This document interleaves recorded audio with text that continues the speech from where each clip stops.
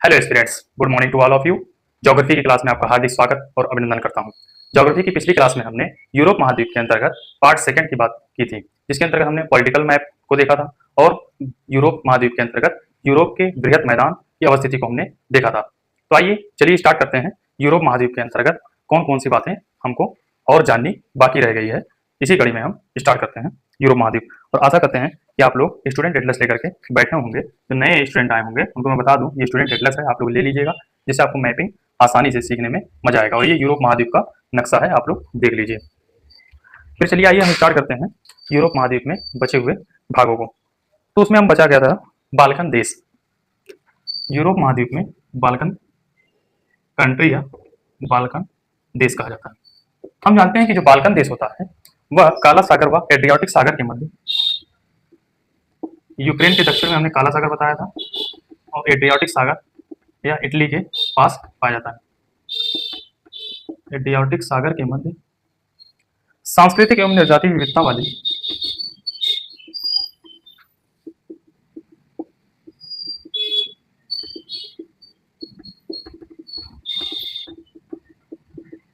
देशों के समूह को बाल्कन देश की संज्ञा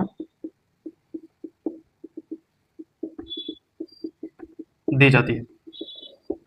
अगर आप उसी मैप में देखेंगे तो एक डेन्यूब नदी बह रही होगी, अपवहित हो रही होगी, जो कि 8 देशों से होकर गुजरती है। कौन सी नदी? डेन्यूब नदी।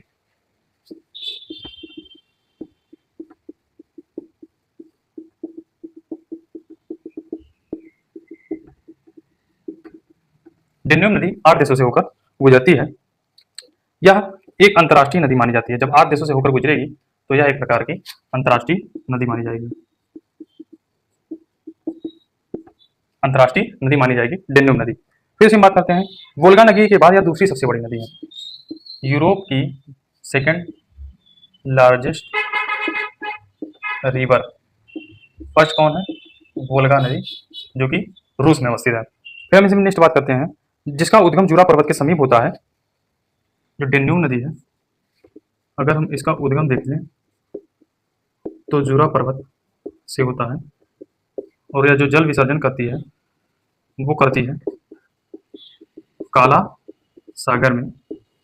ये आप लोग इंपॉर्टेंट लगा लीजिएगा परीक्षा के दृष्टिकोण से कि डेन्यूब नदी यूरोप महाद्वीप की दूसरी सबसे बड़ी नदी है।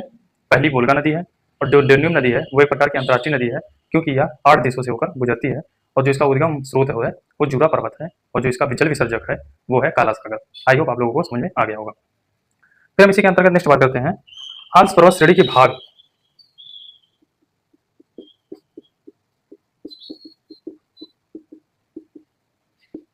आल्प्स पर्वत श्रेणी के भाग कौन कौन से हैं? आप लोग अगर मैप में देखेंगे तो आपको कार्पेथियन दिखाई देगा, डेनारिक दिखाई देगा, पिंडस पर्वत श्रेणियां दिखाई देंगी। ये आल्प्स पर्वत श्रेणी के भाग हैं। और इसी के मध्य में ही हंगरी देश की अवस्थिति है, जिसकी राजधानी बुडापेस्ट है। और हंगरी में ही हम लोग जानते हैं कि शीतोष्ण कटिबंधीय घास का मैदान पाया जाता है, जिसे कहा जाता है पुछताछ। क्या कहा जाता है? शीतोष्ण कटिबंधीय घास मैदान।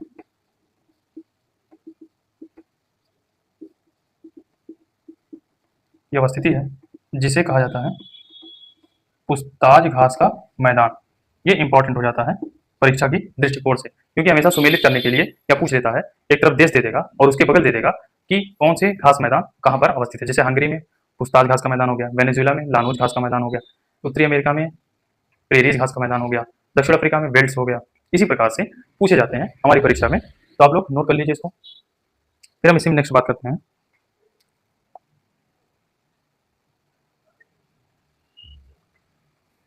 इरेज करते हैं।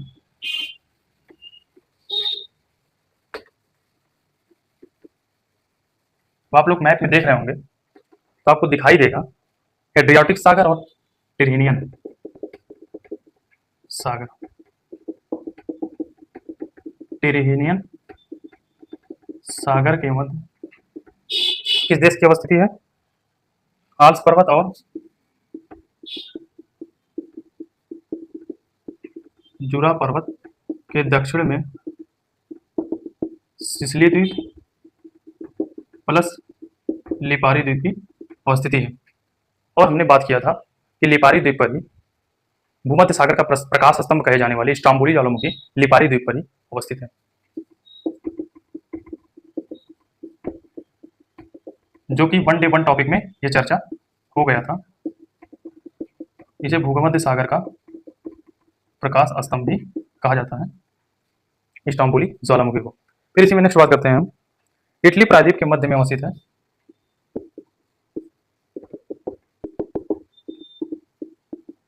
अगर प्रायद्वीप के बारे में आप लोग जान रहे होंगे, जो कि हमने पहले चर्चा किया है, तो आप लोग प्रायद्वीप किसे कहते हैं इसको कमेंट बॉक्स में आप लोग बताइएगा।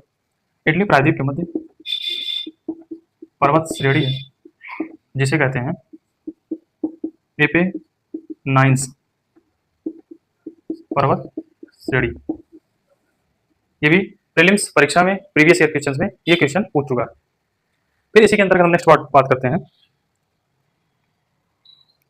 स्विट्जरलैंड के बारे में।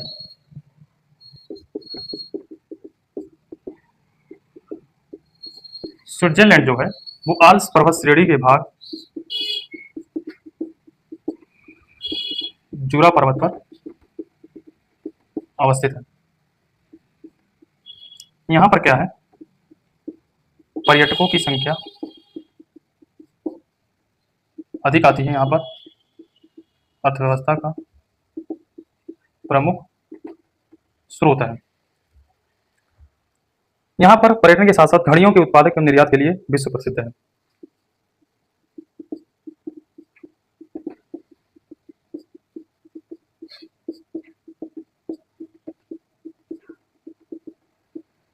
घड़ियों के उत्पादन और निर्यात के लिए प्रसिद्ध है। आप लोग सुने होंगे रोलेक्स वॉच, टाइटन वॉच, ये सब स्विट्जरलैंड के उत्पादक हैं। फिर इसमें नेक्स्ट बात करते हैं इसके प्रमुख जो नगर है, महत्वपूर्ण प्रमुख नगर।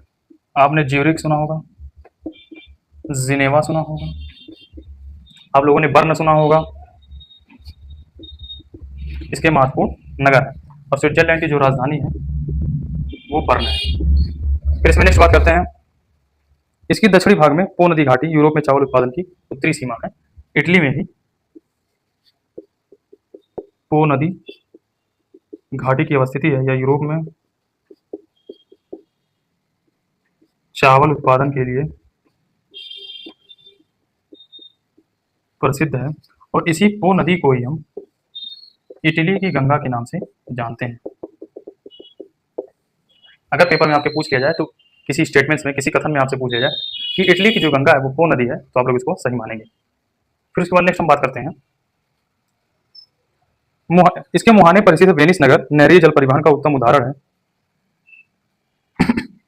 इटली में ही इसके वेनिस नगर की अवस्थिति है। आप लोग वेनिस नगर देखेंगे अपने मैप में तो आपको दिखाई देगा, यह नगरीय जल परिवहन के लिए प्रसिद्ध है। नगरीय जल परिवहन के लिए प्रसिद्ध है। अभी आई हो आप लोगों को समझ में आ रहा होगा अगर आप ध्यानपूर्वक मैप से स्टडी कर रहे होंगे। अब इसी कड़ी में हम नेक्स्ट चर्चा करते हैं। यह नगर जो पर्यटन के लिए प्रसिद्ध है, वेनिस नगर जो है वो नगरीय जल परिवहन के साथ साथ पर्यटन की दृष्टि से भी बड़े इंपॉर्टेंट है। इसको हम इरेज करते हैं, फिर नेक्स्ट टॉपिक बात करते हैं इसी में।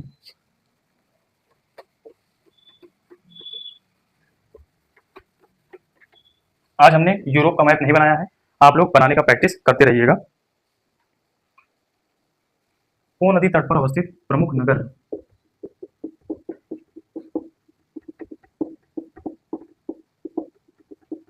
कौन कौन से नगर हैं आप देखेंगे तो ट्यूरिन आपको दिखाएगा, ट्यूरिन। फिर नेक्स्ट देखते हैं तो मिलान शहर भी दिखाई देगा, जो कि ये दोनों औद्योगिक नगर माने जाते हैं। फिर नेक्स्ट हम बात करते हैं मिलान नगर सूती वस्त्र तथा ट्यूरिन नगर मोटर वाहन के लिए प्रसिद्ध है। ये जो ट्यूरिन है मोटर वाहन के लिए प्रसिद्ध है, जबकि मिलान सूती वस्त्र के लिए विश्व प्रसिद्ध है। पो नदी तट पर ट्यूरिन और मिलान शहर है, औद्योगिक नगर है। ट्यूरिन जो है वो मोटर वाहन के लिए प्रसिद्ध है, फरारी कार वगैरह आप लोगों ने नाम सुना होगा, इसका उत्पादन बड़े पैमाने पर यहाँ पर होता है। फिर मिलान शहर जो है वो सूती वस्त्र के लिए फेमस है, जो कि मैनचेस्टर कहा जाता है, वो अलग जगह है। फिर नेक्स्ट हम बात करते हैं प्रायद्वीप के मध्य से उत्पत्ति होने वाली टाइबर नदी या वेटकन सिटी के तट पर स्थित है, जो कि इटली में अवस्थित है। यह पोप फ्रांसिस का निवास स्थान है वेटिकन सिटी, और एक धार्मिक और सांस्कृतिक नगर है वेटिकन सिटी। इटली की राजधानी रोम, इटली की राजधानी रोम है, ध्यान रखिएगा। फिर उसके बाद नेक्स्ट बात करते हैं हम रसिया की, रूस देश की, जिसकी अवस्थिति अगर आप देखेंगे तो यह एशिया में भी है और यूरोप में भी है। अगर आप क्षेत्रफल की दृष्टि से देखते हैं, विश्व में सबसे बड़ा देश है और यूरोप में एशिया दोनों में अवस्थित है। ट्रांस कॉन्टिनेंट कंट्री भी कहा जाता है इसे, इसीलिए इसे ट्रांस कॉन्टिनेंट कंट्री भी कहा जाता है इसे। फिर नेक्स्ट हम बात करते हैं यूराल पर्वत यूरोप एवं एशिया के मध्य प्राकृतिक सीमा का निर्धारण करता है। हम लोगों ने चर्चा ये सब की कर लिया है, एशिया यूरोप के मध्य प्राकृतिक सीमा। फिर नेक्स्ट बात करते हैं इसमें उत्तरी भाग पिछौरा नदी घाटी से कोयले का उत्पादन, जबकि यूराल पर्वत पर अवस्थित ये सब नगर लौह के उत्पादन के लिए जाने जाते हैं। दक्षिण में विश्व की सबसे गहरी झीलों में से एक बैकाल झील अवस्थित है। रूस के दक्षिण में बैकाल झील की अवस्थिति है, जो विश्व की सबसे गहरी झीलों में से एक है। यह स्थित है साइबेरिया में। फिर नेक्स्ट हम बात करते हैं इसके निकट ही विश्व का सबसे ठंडा स्थल बर्फोयांस्क पूर्वी साइबेरिया में स्थित है। बर्फोयांस्क विश्व का सबसे ठंडा स्थल। फिर नेक्स्ट हम इसी में बात करते हैं साइबेरिया का पूर्वी तटीय क्षेत्र प्रशांत महासागर से जुड़ा हुआ है। ये जानते हो इसके पूर्व में प्रशांत महासागर की अवस्थिति है। और इसी पर हम देखेंगे कमचटका एवं सखालिन प्रायद्वीपों के समीप का भाग पेट्रोलियम भंडार के लिए जाना जाता है। सखालिन द्वीप और कामचटका प्रायद्वीप, ये दोनों पेट्रोलियम उत्पादन के लिए बड़े पैमाने पर जाने जाते हैं और यहाँ से भारत बड़े पैमाने पर पेट्रोलियम का आयात करता है। फिर हम नेक्स्ट टॉपिक बात करते हैं इसमें रेल मार्ग 9 समय जोन है। रसिया में रेल मार्ग के लिए 9 समय जोन निर्धारित किया गया है। फिर उसके बाद हम बात करते हैं इसके जो ध्रुवीय जनजातियां होती हैं उसे एस्किमो कहा जाता है।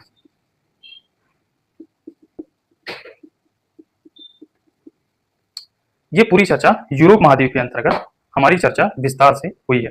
आई होप आप लोगों को यूरोप महाद्वीप समझ में आया होगा। अब हम नेक्स्ट वीडियो में आपसे चर्चा करेंगे अंटार्कटिका महाद्वीप की, क्योंकि बहुत कम लोग अंटार्कटिका महाद्वीप को विस्तार से पढ़ते हैं, जो कि परीक्षा के दृष्टिकोण से इंपॉर्टेंट हो जाता है, क्योंकि वहाँ पर वैज्ञानिक शोध संस्थान अवस्थित हैं, भारत के भी और अन्य देशों के भी। आई होप आप लोगों को वीडियो पसंद आएगा। आप लोग लाइक कीजिए, शेयर कीजिए, कमेंट कीजिए, सब्सक्राइब कीजिए। जय हिंद, जय भारत।